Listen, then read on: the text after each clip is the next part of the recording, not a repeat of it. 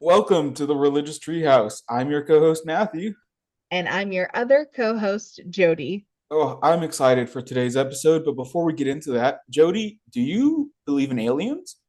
Why, yes, Matthew, I do. And I think everyone should, because for us to assume we are the highest form of intelligence, in this entire universe is just laughable. I will give us a 50% chance because, maybe we are the most advanced, but maybe there's someone on the other side who is advancing at the same rate or maybe a little faster. Now, do I think there would be evidence if there were aliens to the degree that they were watching us? Maybe. Or maybe they just drive on past and they're like, they still need to figure their stuff out. And that's about where I land. What about you? I knew I could get something fun out of that. I believe in aliens even though they're not real. Now, how do you hold both of those thoughts in your head? Jody, I'm so glad you asked. And because I think there's a little bit of dissonance there. And we'll talk a little bit more about dissonance later. It's so unique that the idea of dissonance comes up so early in this podcast. We'll talk about it more. But I think it's fun to hold these two beliefs at the same time, that aliens aren't real and aliens are real.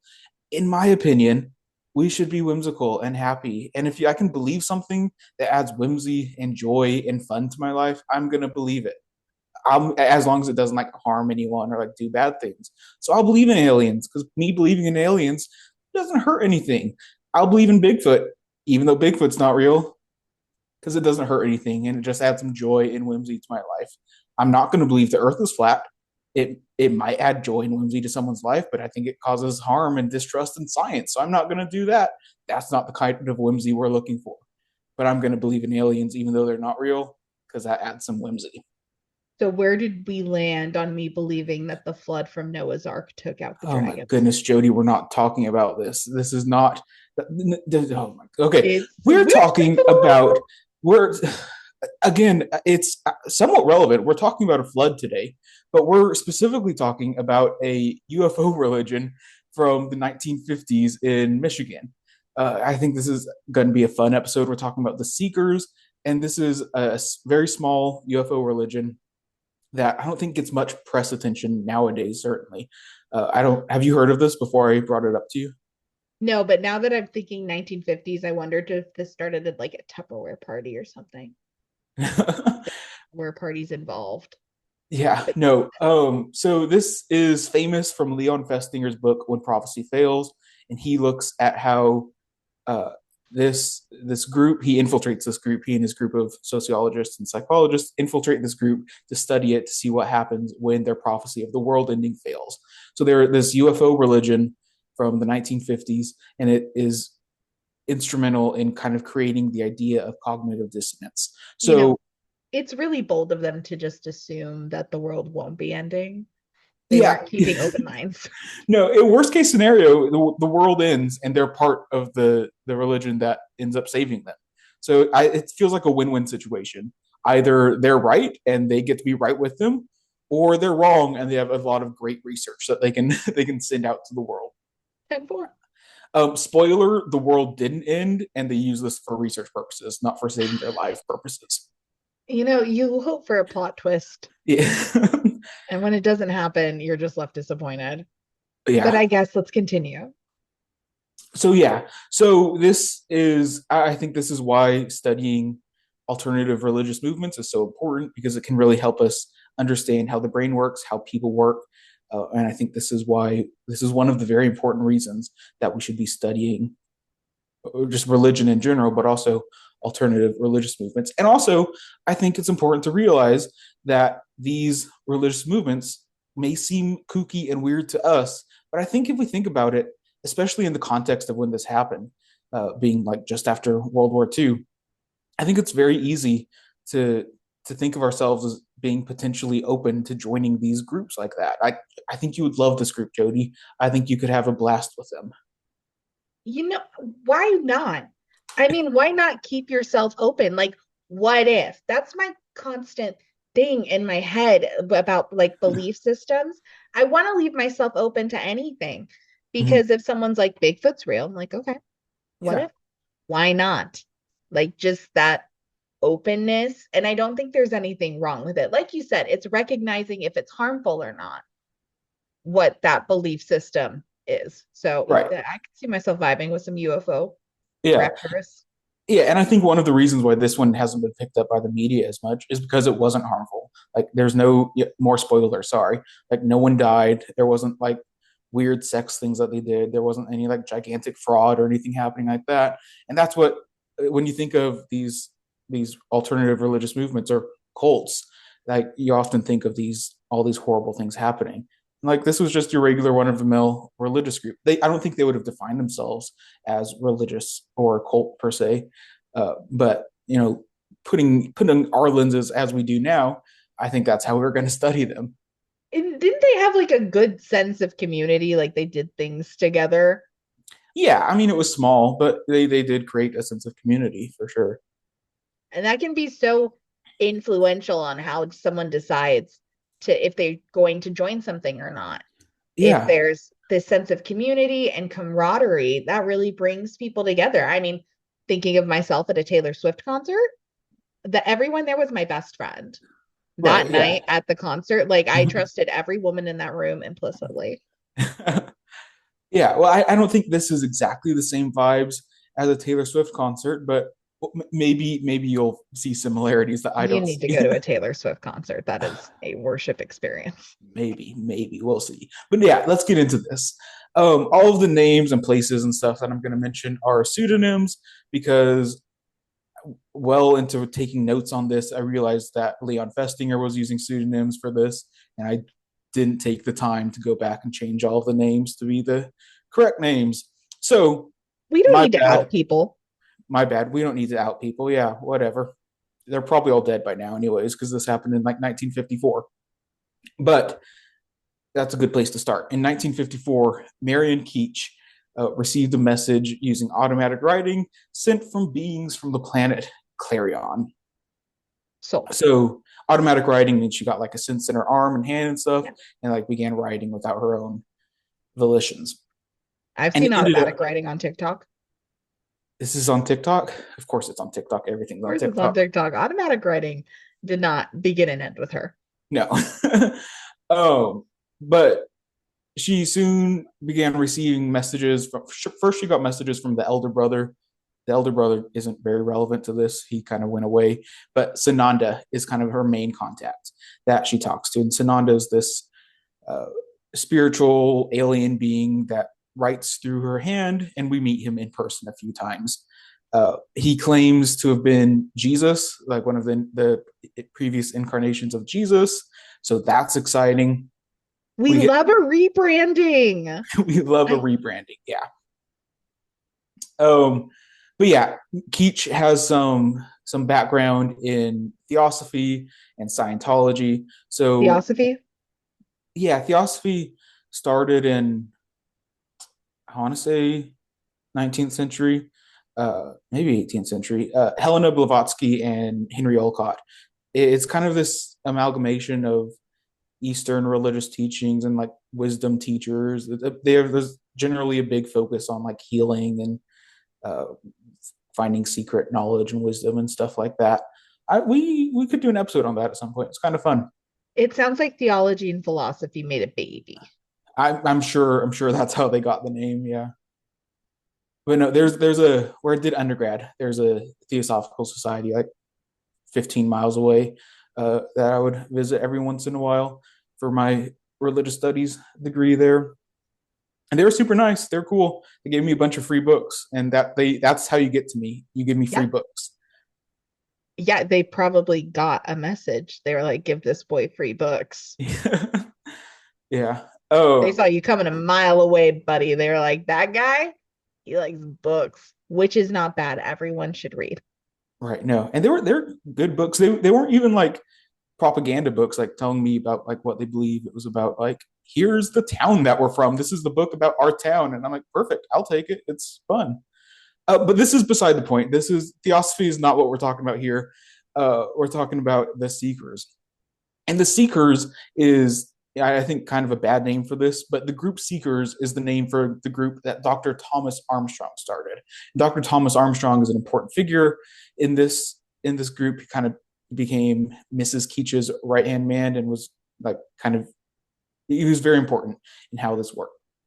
He was Okay, but he infiltrated her religion and betrayed her trust, and we call it after what his group of people were doing, seeking to like learn from these people. he didn't infiltrate her religion and betray her Oh, trust. not Armstrong. Festinger. I Festinger, got yeah, I no, got sorry. I got different people, enraged. different I doctors, don't yeah. know. I just feel weird about this because like from like the idea of like coming at it as like someone who studies sociology, and like if I got into that mindset, like what a unique experience. Yeah. But also to like infiltrate a religious movement feels Yeah. harsh. No, Like, we'll talk about the ethics of this later. sorry. They're sketchy at best, I'd say. Okay. I just want to recognize that. But yes, okay, so it's based on Dr. Armstrong, the name. Dr. Armstrong. Dr. Armstrong's a new guy. Dr. Okay. Armstrong, he's a professor at Michigan, I think. I could be wrong there. But he was also, I think he did health stuff. I don't really know. But he gave speeches at UFO clubs and became pretty involved in the religious movement that Keach started. And he was initially a missionary, a Christian missionary in, I want to say Egypt. I could be wrong. But the Seekers is a group that he started with college students to kind of talk about ethical and religious and metaphysical and comparative religious ideas and stuff like that. And then it eventually kind of devolved into talking about UFOs and Keach's ideas and stuff like that. Okay, but what did Keach call them? I don't I don't know. That's important. She's the main thing. Just another case of erasing the perspective of women in history. Well, no, Keach was very passive in this whole thing, and that's going to be uh, a very important trend in this is that Keach regularly received messages from Sananda and talked about how um, they were supposed to develop the human race and how they were supposed to teach right principles and ideas for like right conduct. And they were very confused. The aliens were very confused about how there could be so much war and hate and stuff on the Earth, and Preach. they're like, and by late August they said, okay, there's going to be a big catastrophe. We're going to beam you up, and like you'll repopulate the Earth when there's a gigantic destruction. But she didn't really care about spreading that message. It was Armstrong. She was very passive in this entire thing, at least at the beginning. But Armstrong was a little more uh, bold in trying to get the word out. Not like too bold, but he was a little more Proactive? proactive to an extent. Oh, like at one point, she heard that there was going to be a UFO landing. Keach said there's going to be a UFO landing, so she kind of said, "Okay, I'm going to go." And then other people heard about it, and they're like, "Can we come?" She essentially said, I guess you can come," but she was never like really invited people into the religious movement. That's a reluctant leader if I've ever heard one. Very reluctant, yeah. So she goes to like see the landing, and the UFO landing doesn't happen. But at one point, there's this weird man that shows up and she offers him juice. And she says, "Do you want some juice?" And he says, "No." And then he just kind of like meanders away. And so she's like, "That's weird. Nothing really happened. Why was there no UFO?" And then she realized later, oh, that weird man who didn't want my juice must have been Sananda because it was a hot day. Everyone would have wanted juice because it was a hot day, and a cold juice would obviously be on the forefront of everyone's mind. Therefore, this tall, weird man must have been Sananda. Therefore, there was a meeting, and it was so great. She was so happy and chill with it. The logic tracks for me. Yeah, Like he didn't want the juice. They're unidentified flying object, sure, but just an unidentified object. And it's this weird man who doesn't want my juice. Yes, Sananda. I'm seeing the vision. yeah. Oh, so she would like do these things and kind of look for like doing her own thing, get her writings and stuff, and it wouldn't there would be speeches that Armstrong would give, not really to convert people, but he would be much more open about talking about UFOs and things like that in public. Uh, he set up a radio interview, I think, for Keach to do, and I think this was like the only time that Keach had like an interview like that, and she said no more to that. And he also set up times for her to talk at like metaphysical bookstores. In this is August. This all happens in 1954. We're in August right now, where Armstrong's a little more proactive and like trying to do a little bit of spread the messaging, because at this point they've heard from Sananda that there's going to be a big cataclysmic event on December 21st that's going to destroy the world. It's going to be a gigantic flood, and it's going to start by destroying Michigan and the Americas, and it's just going to wipe out the whole world eventually. Starting in Michigan? Yeah, Well, well, yeah, that's where I they think the are. Great Lakes would have aided in the flooding. Yeah, Yeah, would have made it quicker. yeah. Okay. Well, they're in Michigan, so obviously it's going to start there. Yeah. Okay. Right. So that's pretty much the extent of the active proselytizing that they did. Mm. Um, So they weren't going onto campuses recruiting. They no, weren't yelling at the street corner, the world is ending. They weren't Chicken Little.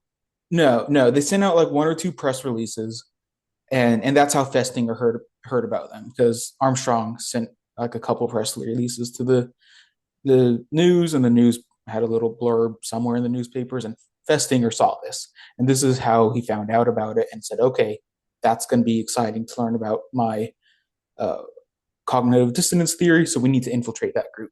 Well, it sounds like Keach was like, those in the know are in the know. Armstrong wants to spread this message because it fits maybe whatever narrative he's seeing in his head, because he'd been doing UFO things and stuff like that previously. But Keach was just trying to live her life. Right, no, and that was Keach's whole thing, and Sananda's whole thing too. Um, we could say they're different people depending on how you want to take their word. Um, but no, their whole idea was that if they have the light in them, if they have it in them, they're gonna find them. Like they don't need to go out and try to convert anyone. Like they're very adamant about like not trying to change anyone's mind. Like if it's not for you, then it's not for you. You're just gonna die in the flood. And oh well, whoopsie daisy. That's such a vibe. I love that. And I'm cool with Sananda and Keach being one and the same, because without Keach, there is no Sananda, and vice versa. Right, So right. Festinger hears about this. Yeah, so Festinger hears about it and he says, okay, we need to infiltrate this, and so we can like do research from the inside. So in early November, he sends uh, graduate students into the Seekers Club that Armstrong has, and they talk about UFOs and stuff like that. But he doesn't mention Keach at all, and he shows up for like a few weeks, and he's like trying to like get on Armstrong's good side, and he's trying to get on Armstrong's good side. It's like, come on, Armstrong, like we're buddy. I want to know about these things. Eventually, he tells them like of this weird religious experience that he had in Mexico, and Armstrong was like, I think you'd be good for this group that we meet on Sundays. And so it took like intense pressure and effort to like get invited to like the actual advanced seekers group. So like they weren't really looking for people to join, but if you're like really trying, like you could get in. And I think they had a total of four observers do it, and three of them went in that way, which was very very difficult, and like they couldn't get in. But one observer called the Armstrong home, and his wife picked up. Daisy Armstrong picked up, and Daisy Armstrong was much more open to this. So she thought that the Guardians, that's what they called the alien spiritual beings, she thought the Guardians sent this researcher to come into the religious group because they made up a dream. They said that they had a dream, and Daisy Armstrong was like, oh my goodness, you have to join us, like come on over, here's the address, like come on over. So it was very difficult for three of them, fairly easy for the fourth, but that's just because they got a hold of a different person. We love a welcoming woman. Yeah, Open arms. She's like, come join the fold. You will find your people here. yeah. So they regularly met on Sundays, the advanced seekers group, and they talked about Reincarnation was a big idea in the group. They adjusted their vibrations to get in tune with each other and their inner voice. Uh, and they read aloud Keach's most recent revelations from Sananda. Armstrong, in true fashion, would read it and then add his own notes into it, like, "Oh, this reminds me of the Bible," because he knows the Bible stuff as a Christian missionary. Says this is similar to the Bible, and this is similar to how the cosmology works, and this is similar to how this is a complicated word. This is what this means. So he would do that, and they'd split up into groups, and they talk about spiritual stuff, and they talk about football, and they talk about all sorts of like normal things. They tried to levitate each other. So that's a fun thing that they tried to do. Didn't Light quite as a work. feather, stiff as a board levitation, like girls do at sleepovers. What? You've never heard of this? Oh my gosh. So you lay your friend down flat and they have to stay stiff as a board. And you only hold two fingers out and you put them under them and you say, light as a feather, stiff as a board, light as a feather, stiff as a board. And you try to like lift them up and it's like levitating, but you just lift them up with these two fingers. And if you have enough friends, supposedly you can do it. I never did have enough friends. But yeah, that's like a thing. Okay. I don't think that's what they were trying to do. I think they were trying to just levitate, like Harry Potter on a broom. I could be wrong. I don't know. I wasn't there. I don't know. It sounds like a fun time either way. Yeah, no, they had cupcakes. Like they were having a good time. This was like just a fun group where they talk about spiritual things and also like mundane, regular things. It was a community group that had ordinary and esoteric conversations, and they seemed to enjoy it, despite the fact of looming world ending happening in like a month. Well, they have a shared interest, which is like UFOs. And even back then, people didn't look kindly on people who are looking for UFOs. So to have a community where you can have this shared belief and Mm. not feel ashamed of it sounds refreshing and good for them. Also, cupcakes. I could really kill for a cupcake right now. Yeah. They would also talk about who they were in past lives and stuff like that. So Marion Keach was Mary, mother of Jesus. Sananda loved telling them who they were at the time of Jesus. So Marion Keach was Mary, mother of Jesus. Someone was Martha, the sister of Lazarus. So there's, as always, as it is with past lives, they're always someone important and big. I Uh, mean, that's beautiful for Sananda to come back and seek out his mother from his previous life to speak through. yeah. So that's that idea. And this was a small group. There seemed to have been about 8 people that were like very heavily committed, that took some definite action, quitting their job, selling or throwing out all of their materials and things that they own to like become fully dedicated to the group. There are about 8 of them. There were 7 people that were somewhat involved, still kind of skeptical of the flood and not very active in proselytizing like Armstrong was, but still fairly involved. And there were a few dozen who would come in for one meeting, would kind of be a looky loo, just say like, oh, okay, this is interesting. So like it was a small group. There weren't like a ton of people, and there were also like 4 or 5 observers that uh, from Festinger's group that were there and active in the activities, but not believing anything, even though they portrayed themselves as doing that. Didn't everyone get on Jane Goodall for socializing with chimps the way she did? I know that's putting this in a really weird perspective, but Mm-hmm. I'm just thinking, is this in good faith, the way they infiltrated this group? And I know you said we'll get to the ethics. It just bothers me. Yeah. Well, no, it's like one thing. It's ethically ambiguous at best. Like, is it okay to infiltrate a religious group and not tell them that you're taking notes on them? And second of all, did this skew the data?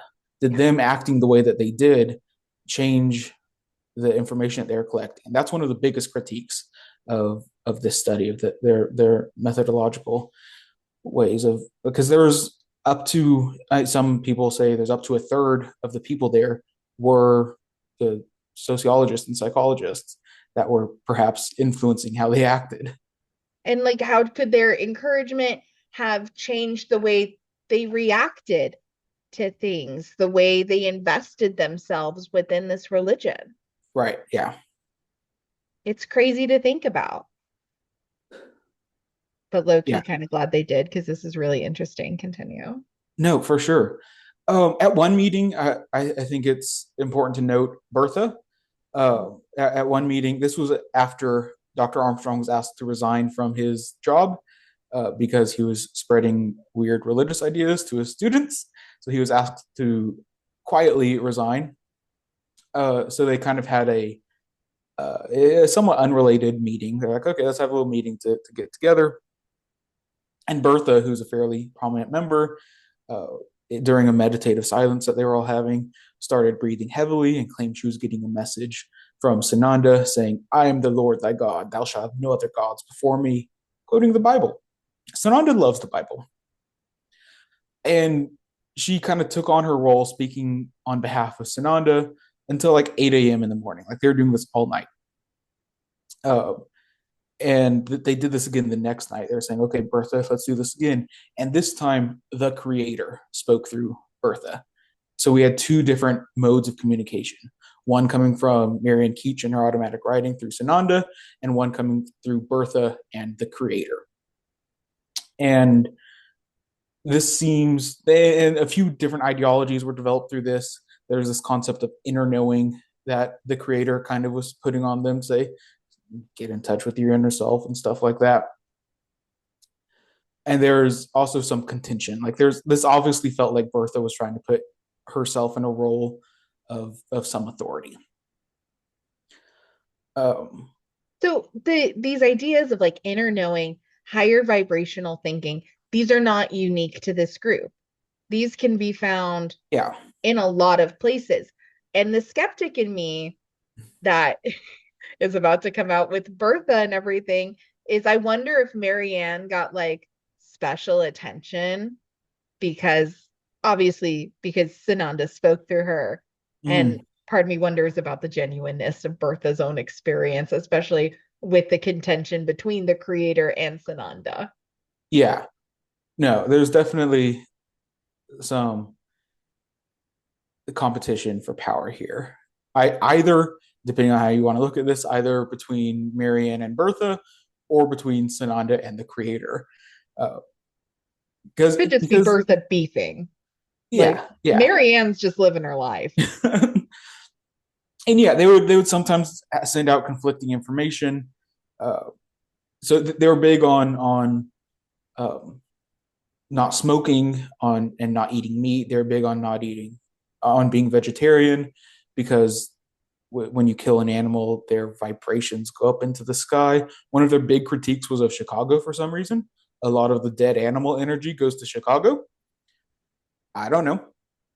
I don't know about that. I don't know why Festinger felt like that was important to include in the book. I thought it was interesting.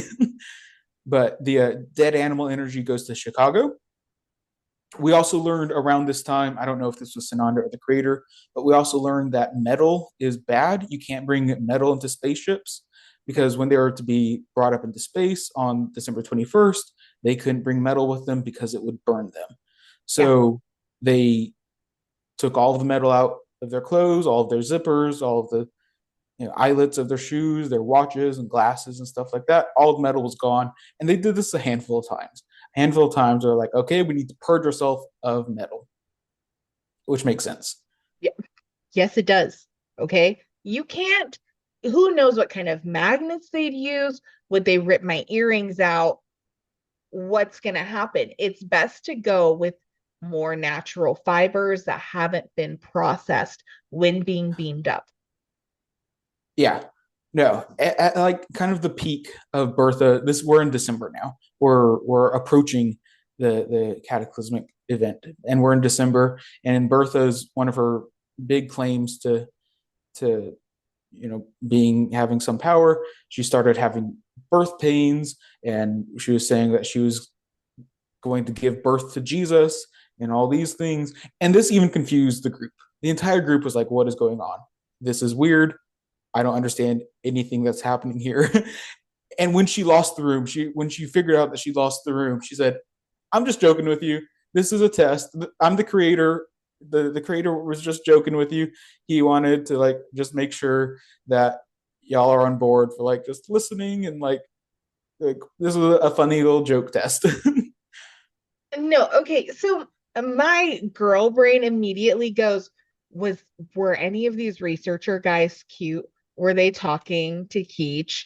And Bertha's like, I want some of that male attention, which I know is a bad place for my brain to go, but I'm Well, thinking the 1950s. yeah. Well, they were male and women, Okay. uh, and Was I there don't a know. really attractive female researcher she was trying to get the attention of? I don't know. I don't know about Bertha, but Marion Keach was married. Well, and yeah, I'm talking about Bertha because Maybe, like who knows? she's doing a lot, you Yeah, know, faking labor pains. I'm going right. to give birth to Jesus, Sananda, the person that is speaking through Marianne, which might eliminate Marianne's own ability to be spoken through. You know, Right, right. there's that dynamic in play in my mind. I'm making this into a drama. Continue. I should also note that Marion Keach's husband was not having any of this. He's Marion's crazy. I don't know what she's talking about. Like she's doing her own thing. So he like didn't attend any of the meetings and stuff. Their meetings would like go until like 8 a.m. in the morning. Like they would be up all night doing these things. He'd be in bed by 9 o'clock at night each night. Like he was just not having any of it. When we get to the big day when they're supposed to get on the spacecraft at midnight, he's asleep by 9 p.m. Hey, So listen, it's it's important as a married couple to have a shared hobby and individual hobbies. yeah. So it's just funny how he was just not really interested. Like this is your own thing. Have your friends, but he was just not involved at all. Support doesn't need to mean it he needs to be by your side the entire time. Yeah, The freedom to do yourself is just enough support. Like you do you, baby. right, right. Um, but so about a week before Armstrong, or about a week before the 21st, Armstrong's the news that he got fired is out, and the news of this the world ending in a week is kind of spreading around the news, and the news is trying to like get in contact with Keach and Armstrong to like find out what's happening. And again, they're very much against talking to the news. They say we don't need to proselytize this. Like if people are interested, like they'll come to us, and they were very happy to turn people away, and they did it very frequently. Like people would come to the door and they'd be like genuinely curious, and they would say, "Nope, not for us." There would also be people coming to the door and be making fun of them, and they would also say, "No, not for us." So, They're which probably reading their energies, man. yeah, yeah. Um, but yeah, all of the observers have either explicitly or implicitly been asked to quit their jobs. When the female observer said that she quit, Marianne immediately said, "Come on and move in with me. Like I will take care of you." So like it was a good community. That's Bertha so had sweet. lost much of her power at this point. Good. Uh, I love that you're on Keach's side for some reason. We don't know these people. Um, and they were kind of doing their like last minute understandings of getting things ready. Everyone was given a piece of paper with a 3-cent stamp on it. That was their passport. That was their passport to get onto the UFO. They Uh, thought of everything. yeah, no, they were ready, and and the news was like making fun of them and stuff like that. So now we can get to some of the events. Yeah. December 17th, they received a phone call from a prankster, someone who was clearly a prankster, Not on saying Saturnalia. oh, the reason I forgot to mention, the reason that this was happening on the 21st is because that's the day when Jesus was actually born.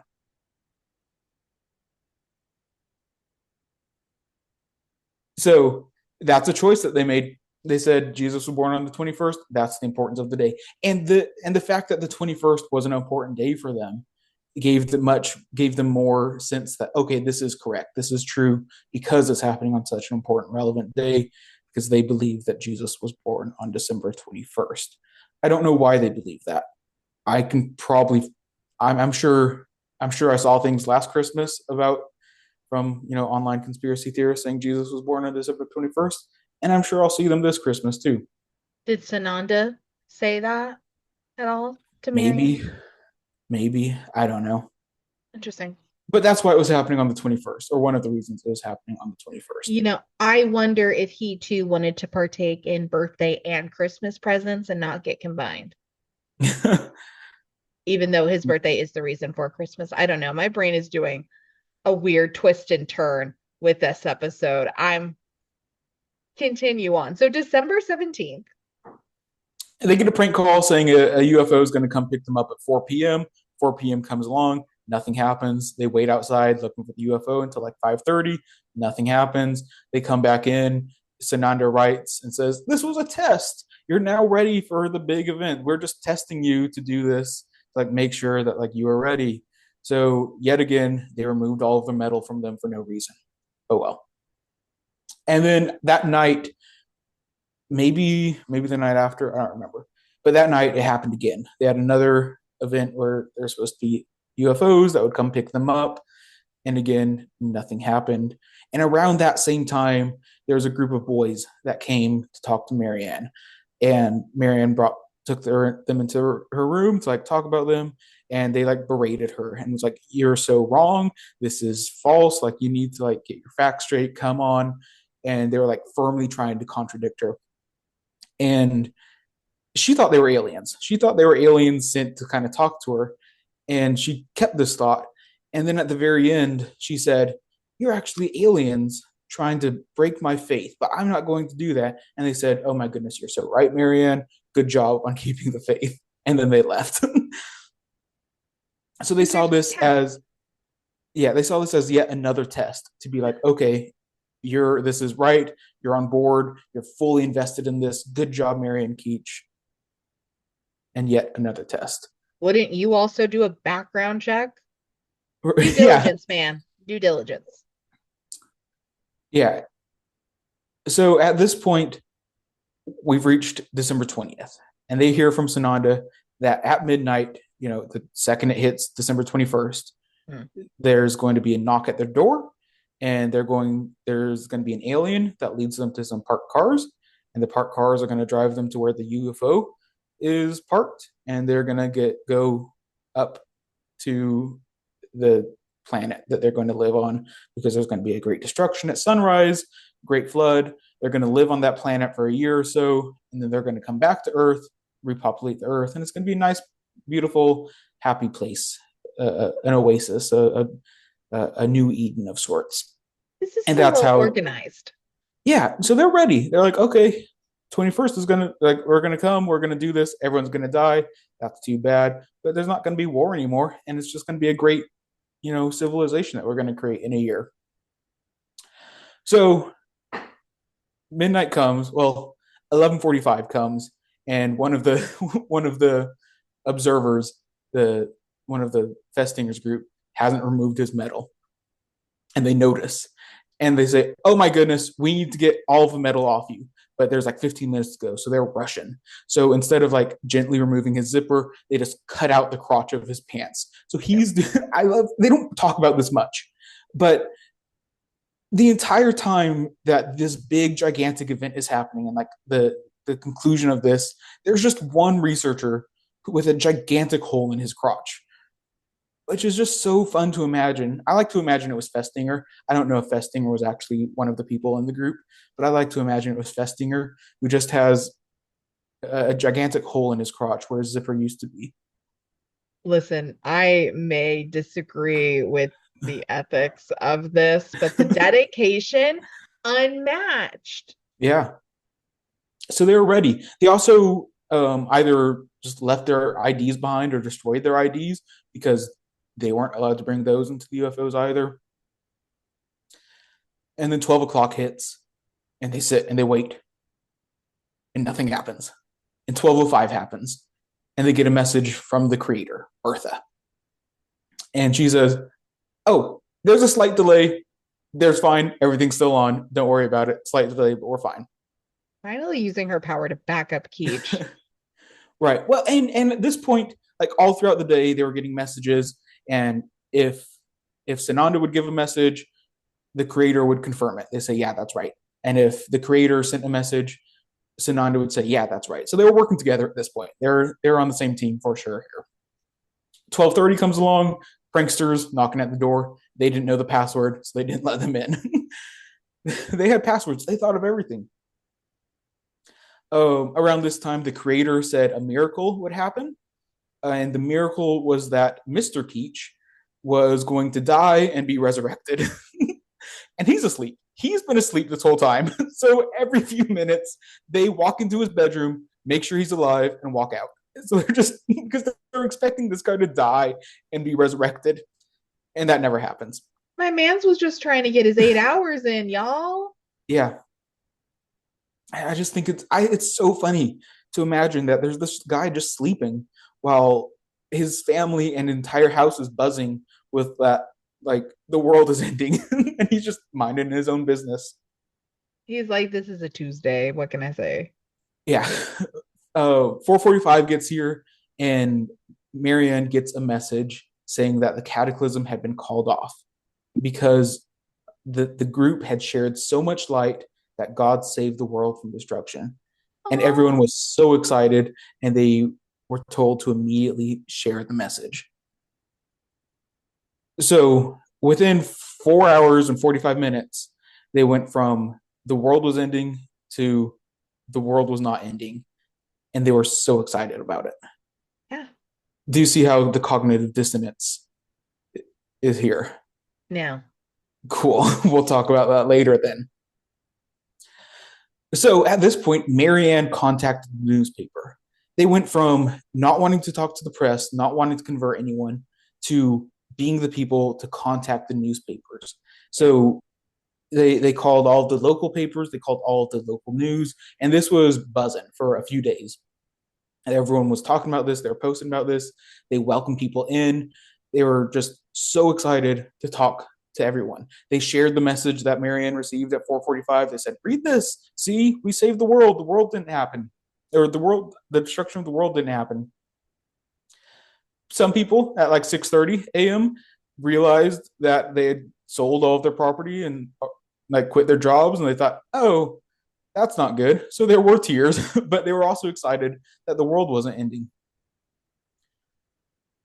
well, you know, here's my thing. If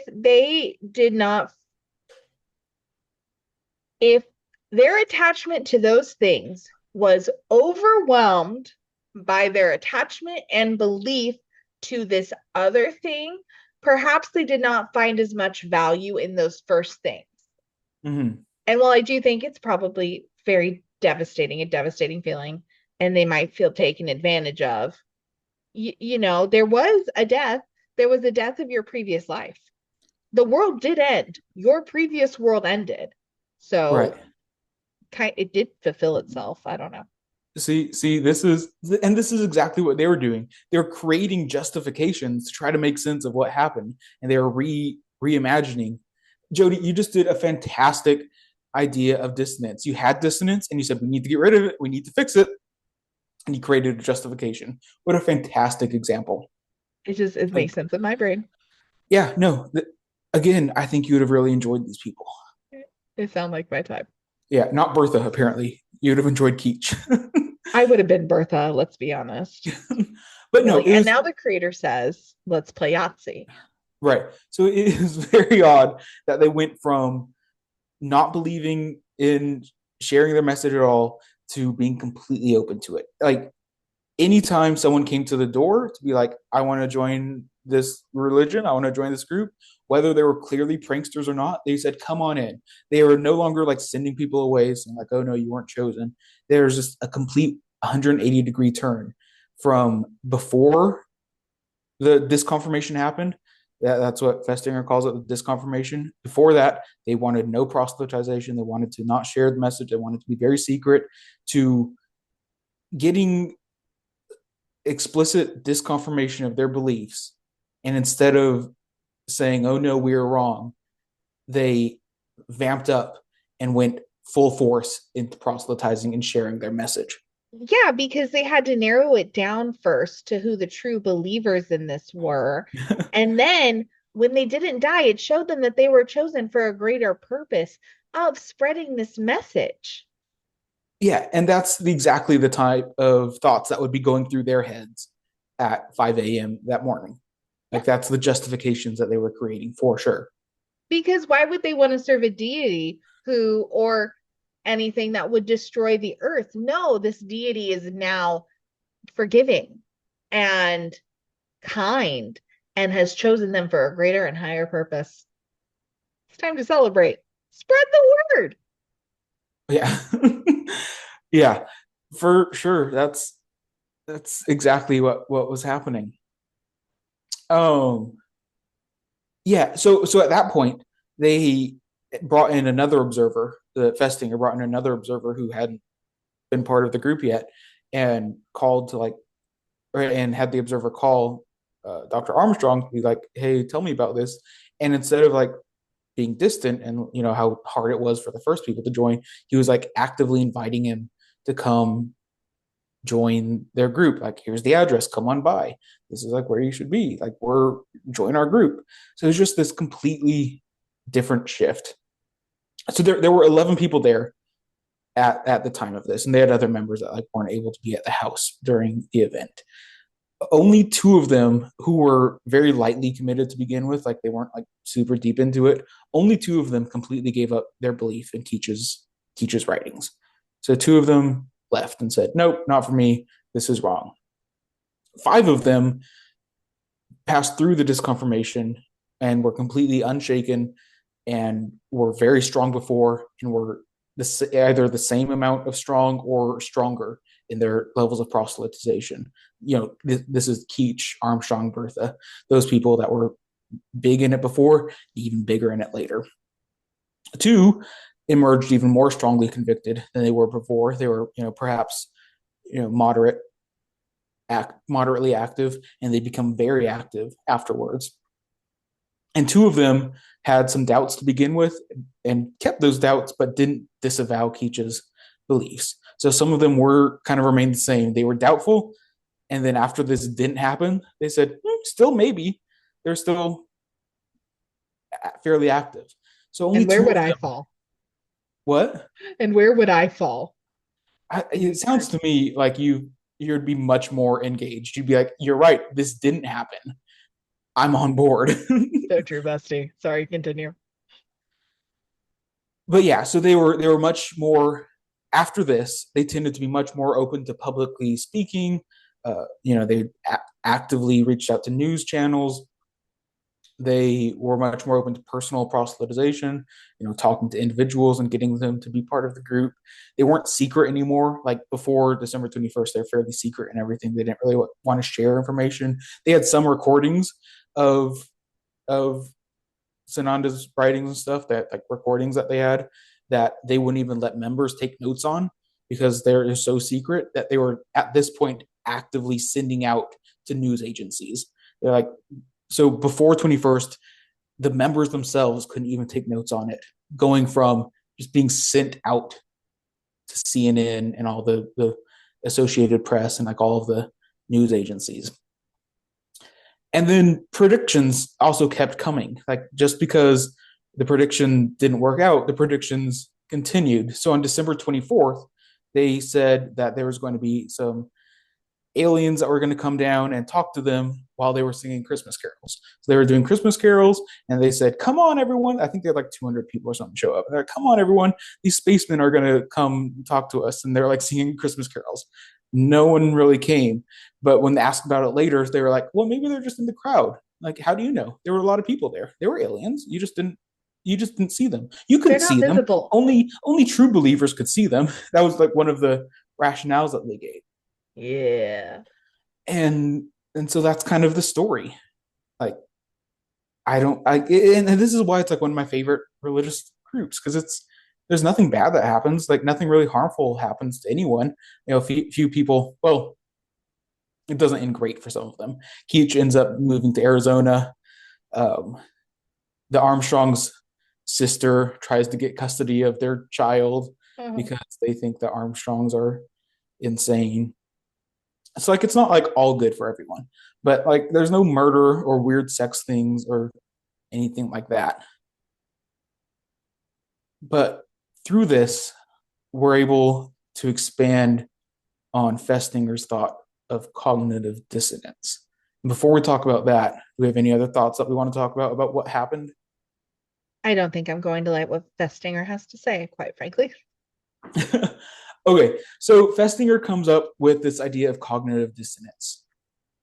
And he says that two cognitions are dissonant with each other if they're inconsistent. And his famous example that he gives is that there's a cigarette smoker who believes that smoking is bad for his health and still decides to continue to smoke.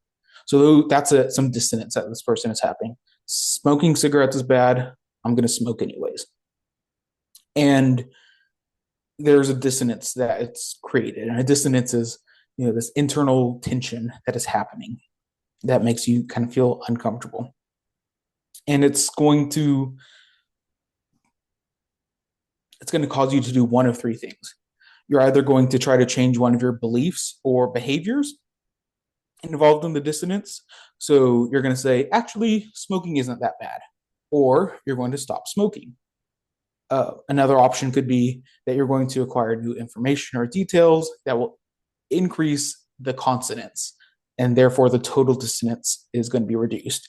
So, yeah, I know smoking is bad, and I smoke anyways, but I walk every day and I eat lots of fruits and vegetables and I am healthy otherwise. So it's not that bad if I smoke because I do all these other healthy things. I add all these ideas and actions that they do that make the dissonance less.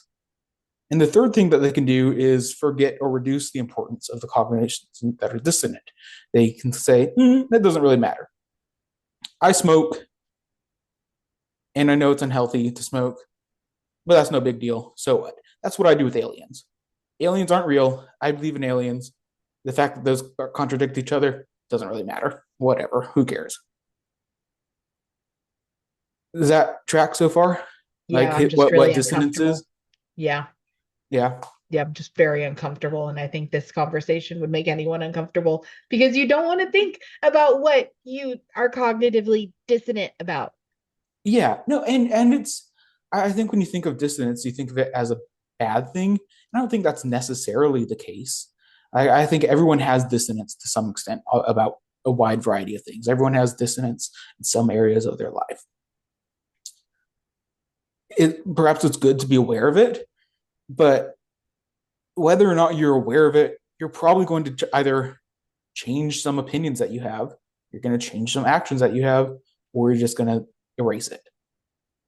So, becoming aware of it is just going to make you more uncomfortable, most likely. And maybe that's good in some areas. Maybe it's not necessary in some areas. I don't really feel the need to figure out my thoughts on aliens. I'm fine with it being dissonant. I know it just all this makes me uncomfortable because we humans weren't supposed to be thinking this much. We weren't made for this. We weren't made for this age we're living in. We were made to hunt and gather and build mud huts. Oh, but yeah, and he did other experiments too that like figured out what dissonance was. So at one point he set out like a super tedious and boring task. I think he like had someone like flip over a bunch of cups, like hundreds of cups. So he flipped these upside down, one at a time, or something like that. I don't know exactly what it was. And he asked them, okay, after you've done that, go on and tell the next person that's supposed to do this task that you really enjoyed it, that it's the most enjoyable experience. You had so much fun. So they go on and tell the next person how much fun, how much they enjoyed it. Half the people he paid $1, the other half he paid $20. After that, when interviewing the people about how they felt about it, the people who were paid $1 said that they actually did enjoy the super boring, monotonous task. And when they interviewed the people who got paid $20, they said, no, I didn't enjoy that. That was boring. So what happened was the people who had to convince the next people that it was fun and entertaining began to think themselves that it was fun and entertaining because they only got $1. So the fact that they only got $1 for lying to this person wasn't enough to really justify to themselves that they were lying to this person. So in order to fix that dissonance, they changed their belief that it was actually fun and enjoyable. While the people who got $20 said, no, that really was boring, but I got paid $20, so I told a lie. They don't really have to deal with that dissonance because it was justified in the $20 that they got. Okay. I'm seeing that. The difference is $19. In the 1950s, this is a $19 difference in the 1950s. Oh my gosh, count for inflation. Yeah. Yeah. Yeah, I see how that affects things. But What this, sorry, go ahead. is it really fair to like apply cognitive dissonance to things like faith and belief? Yeah. So what this didn't account for is how they acted. What this didn't account for is the increased proselytization after the disconfirmation of what happened.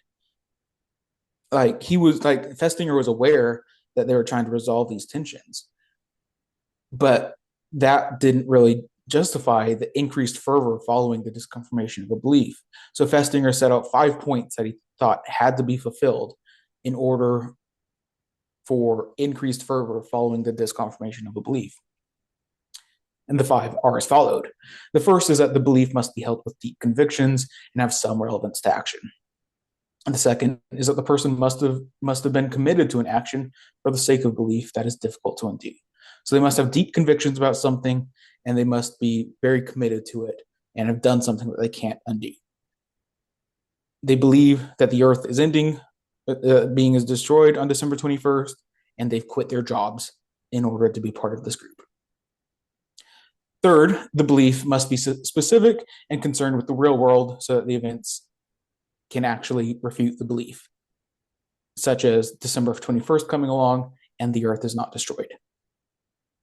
Fourth, we have undeniable disconfirmation evidence that must occur and be recognized by the people holding the belief, meaning December 21st actually came around and actually nothing happened. And the fifth, and I think most important aspect of this, is that the person must have social support. So what happened with the people who were in the house when this happened all got together and talked and said, how can we figure this out? But most of the people who weren't able to be at the house and were like scattered around the city doing their own things and didn't really have connections with people quickly tended to lose faith in the group. They said, oh no, this isn't right. Like this, they were wrong. There's a couple exceptions, but those exceptions are people that like reached out to them on December 22nd and was like, hey, what's going on? And then they kept faith in the group for much longer than the people who just were like not part of it. And it was much easier and faster for them to be disillusioned by the group. So the idea is that the 5 things are conviction, commitment to the conviction. The conviction must be available to clear disconfirmation. The disconfirmation must occur, and then social support must be available after the disconfirmation. And Festinger proposed that those 5 things that happen will lead, generally speaking, to increased fervor and increased action on the part of the person whose dissonance was disconfirmed. And that's the beauty of studying religion. Because in studying this religious group, we're able to get these theories and make sense of the world.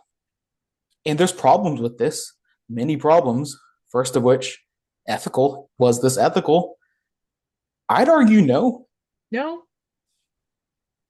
No. But I think you'll find that until very recent history were ethics really pushed. Definitely. So, and even recently, who knows? Second of all, is this accurate? Like with the idea of dissonance, like again, I'm no psychologist, but there's people who disagree with it. Like they say, no, no, that's wrong. There's other theories that are more accurate than dissonance. So like this, I'm not saying, hey, go live your lives and be like dissonance people. I don't know, Because but like what was the sample size? Was it a diverse sample size? right, Things yeah, like that. yeah. Well, Festinger had multiple tests to like kind of figure this out, and like more recent studies have like shown that this works across cultures, and like so there's something that he's finding. Whether it's exactly how he's describing it, we don't really know. But as for the increased fervor following the disconfirmation of a belief, the efficacy of this experiment is also unclear because up to a third of the participants were observers, and they're also heavily influenced by news crews and pranksters trying to call them. So was this accurate? Like, is this something that was correctly measured and like able to like find out, or were there far too many external stimuli, including 4 or 5 observers that were infiltrated the group, and is that able to say like no, actually that wasn't what was going on? I don't know. I don't know. I think maybe the aliens sensed the observers who really infiltrated this group, and that's why they decided not to come and pick them up because, they've been breached. Yeah, who knows, you love trying to create justifications. It seems the other thing about his theory is he doesn't explain why people choose the dissonance reduction choice that they do. He doesn't explain why some people choose to change their mind, some people choose to change their action, some people choose to just minimalize everything. Like that's not explained, like how people make those decisions. And in fact, sometimes it's far easier and more comfortable for people to live with the dissonance than to admit that they were wrong. So like especially if you're in a faith group that you're aware of a dissonance, but you're going to lose so much more by admitting those dissonances and removing yourself from the community, that it's much more comfortable, it's much more safer to just keep the dissonance there and remain in the faith group. It's all about your pain threshold, buddy. Yeah, Because and which people pain? without one, yeah, people who don't have a high pain threshold, they won't go outside of that comfort. I don't have a high threshold for pain. I will justify anything like to make myself feel comfortable because discomfort feels like a knife to the abdomen. Like it's, Yeah, yeah. but yeah, I think this is why we should study religion. And on one hand, you need to learn about the people around you. You need to learn about become a good person and like understand the beliefs around you, so you don't just become scared and fearful of them. Like learn about the people around you. But also, if we want to study religion, we can learn about the human condition. We can learn about how people act, how people think, and that's like the important things of religion. And we create these theories. So one way that this theory has been used is looking at Christianity. And so Festinger proposed that this his idea of the increased fervor after disconfirmation can be seen after the death of Jesus.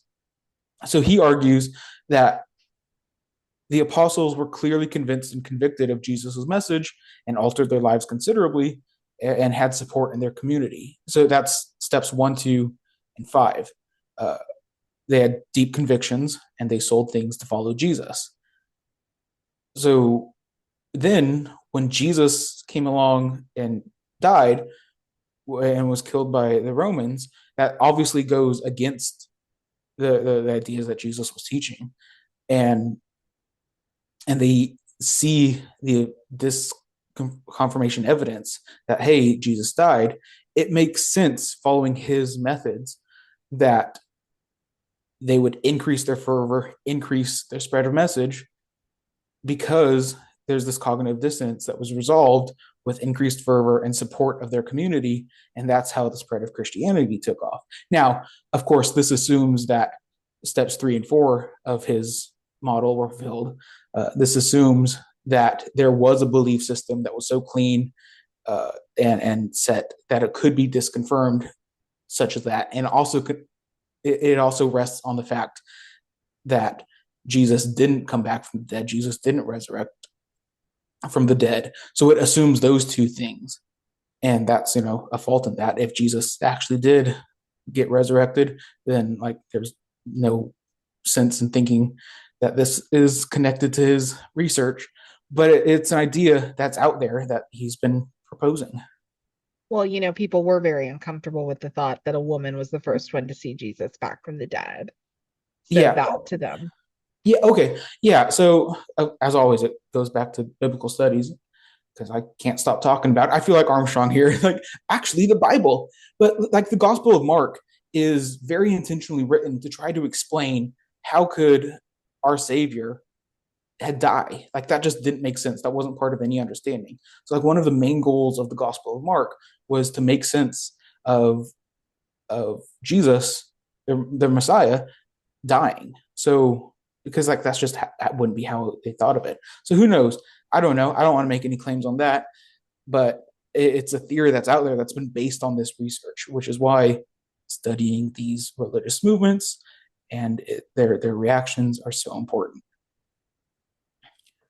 Yeah, I'm too comfortable to make a claim, so I should probably stop talking while I'm ahead. Perfect. Okay. Well, do you have any other last thoughts? I think I had fun with this episode. No, this was so much fun, and I love learning about something that really didn't have a lot out there for the laymen, the normal people, the non-academics, because it seemed like something I really had to seek out. So I love that we're putting this out there, and I'm just so happy to have learned about Marianne and Sananda. Yeah. No. And I'm basing this all on Festinger's book "When Prophecy Fails." It was really quite readable. Like you could read it if you want to like sit down and read a book, and like I recommend it. But no, for sure. Everyone, thanks for listening. This was fun. Leave us comments and thoughts about what we talked about. Tell us where we are Email. wrong. Send us emails, thereligioustreehouse@gmail.com. Follow us on Instagram and YouTube and Facebook and TikTok and Twitter and Blue Sky and Spotify and Amazon and Apple and YouTube and wherever you get your podcasts. Follow us, give us your thoughts. We would love to hear them. It's been lovely, lovely talking to you guys here in the Religious Treehouse. Bye. Bye. Bertha, whatever happened to her, she had it coming. it's Ooh. it's I think this is fun. This is my favorite like alternative religious movement, and there's nothing out. I don't know why. Like I think this would make a fantastic musical. I think if I became a musical writer person, that I would do so good at it. There's so much to be said here. There's a plot. There's a line. There's comedy. This would be a funny musical. There would be laughs throughout it, but it would also be so serious, and there would be lessons that we could learn from it. This needs to be a musical. No, okay, so it opens up dark stage. Mhm. Center stage is a woman dressed in like this beautiful 1950s dress, and the spotlight starts on her, and it's just her and the writing. And she Mhm. just starts humming Sananda, and like it builds from Mhm. there, and we go into this amazing musical number because I just feel like people would want to like focus on the Festinger part. So like it kind of like this weird like 2 to 3 songs to bring in Armstrong. Mhm. I don't think we leave Keach on her own for long. I think Yeah. we really got to build the cast right away. Right. No, for sure. I think there should be a clock motif throughout it. And the clock like moves and like when the midnight moment happens, like that's like a big moment and like we see the clock happening like throughout the show. I think there's a lot to be happening here. Uh Lynn Manuel Miranda, reach out to us. We would love to be part of this. Uh I would And love to be a consultant on this. I would love to help you write it. Bertha coming in as the creator during a Tupperware party. I demand. I demand. It's just, it has to happen.